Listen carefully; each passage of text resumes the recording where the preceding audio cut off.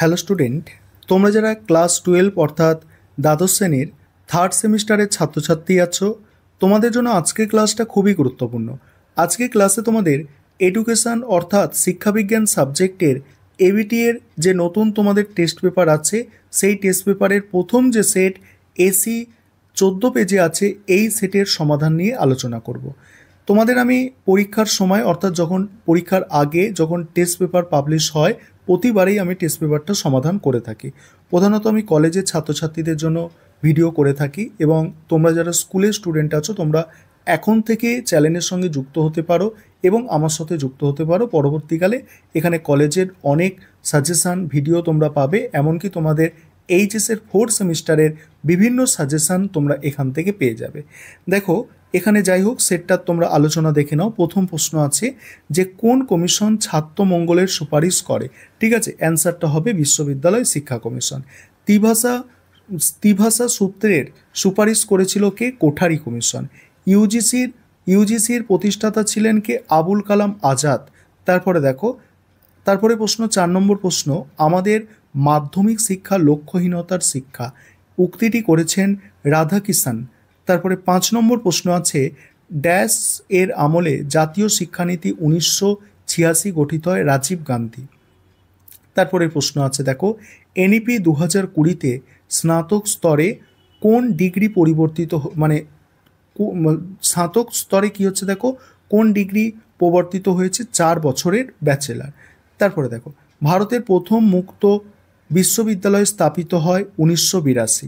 Next আছে দেখো, সংবিধানের কততম সংশোধনী বিলে সর্বসম্মতভাবে তপশিলি জাতি উপজাতিদের আসন সংরক্ষণের মেয়াদ বৃদ্ধি করা হয়েছে? 62তম।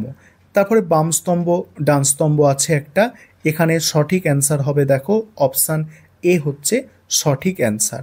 তারপরে ব্যাখ্যা বিবৃতির যে 10 দাগের প্রশ্নটা তোমরা দেখতে পাচ্ছ, এর অ্যান্সারটা হবে দেখো সঠিক অ্যান্সার হবে অপশান এ। অপশান এ হচ্ছে সঠিক অ্যান্সার।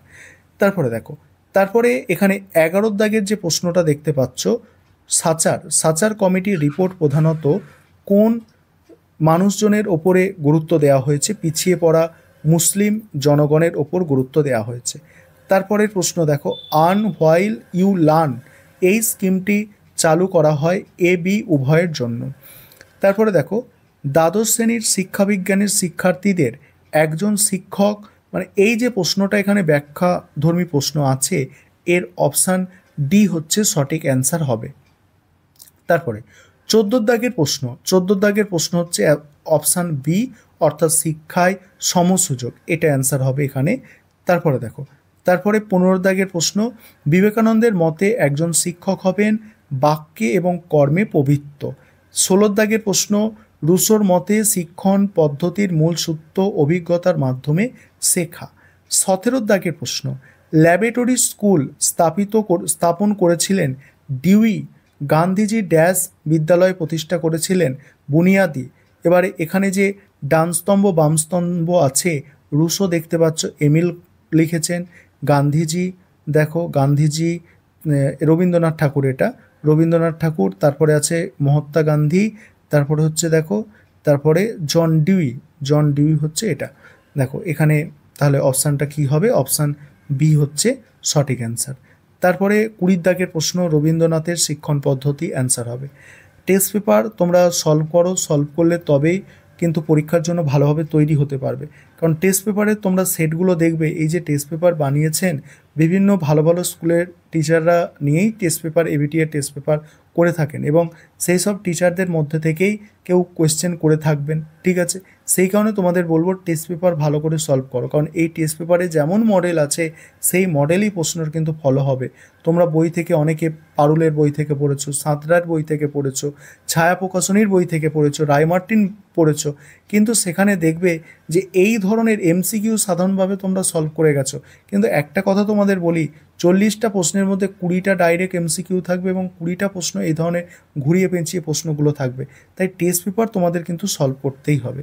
যাই হোক, এখানে 21 দাগের প্রশ্ন হচ্ছে, বধিরদের শিক্ষাদানের জন্য আঙুলের সাহায্যে বানান করার পদ্ধতি আবিষ্কার করেন জুয়ান পাবলো বনে। এখানে 22 দাগের যে প্রশ্ন আছে, এখানে দেখো অ্যান্সারটা হবে অপশান সি সঠিক অ্যান্সার। আর তেইশ দাগের প্রশ্ন অন্ধদের জন্য 9টি বিন্দুর সংকেত উদ্ভাবন করেন। 9টি বিন্দুর সংকেত উদ্ভাবন করেন এখানে লুইস বেইল। এটা একটু তোমরা চেক করবে, ঠিক আছে? এই অ্যান্সারটা কী হবে একটু চেক করে কমেন্টে জানাবে। আমি যতটা জানি যে অন্ধ শিশুদের জন্য লুইস বেইলই শিক্ষার পদ্ধতি আবিষ্কার করেছে, তবে লুইস ডট 6টা ছিল, 9টা ছিল না, এই জন্য এটা নিয়ে আমিও একটু মানে দ্বিধায় আছি আর কি কোয়েশ্চেনটা নিয়ে। তারপরে প্রশ্নটা কি 24 দাগের প্রশ্ন, 24 দাগের প্রশ্নের অ্যান্সার হবে অক্ষমতা, ঠিক আছে? এখানে অপশান দেওয়া নেই। তারপরে দেখো 25 দাগের প্রশ্ন, 25 দাগের প্রশ্ন, 25 দাগের প্রশ্নের উত্তর হবে স্পেন। 26 দাগের প্রশ্ন, 26 দাগের প্রশ্ন দেখো, 26 দাগের প্রশ্ন যেটা আছে, 26 দাগের প্রশ্নের উত্তর হবে নাগরিক দক্ষতা। 27 দাগের প্রশ্ন অপশান এ সঠিক উত্তর, ঠিক আছে? 27 দাগের। এবার দেখো 28 দাগের প্রশ্ন কি আছে দেখো, অন্তর্ভুক্তিমূলক শিক্ষা ব্যবস্থাকে কার্যকর ও সফল করে তুলতে কাদের ভূমিকা সবচেয়ে বেশি? এখানে অপশান ডি সঠিক অ্যান্সার।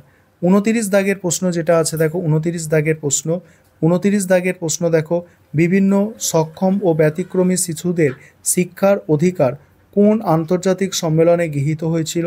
এখানে অপশান ডি হচ্ছে সঠিক অ্যান্সার। তারপরে দেখো অন্তর্ভুক্তমূলক শিক্ষার মূল্যায়ন হবে নিরবচ্ছিন্ন। নেক্সট, ইউনেস্কো শিক্ষামূলক কাজ করে যে সংস্থার অধীনে, সেটা হচ্ছে ইউএনও।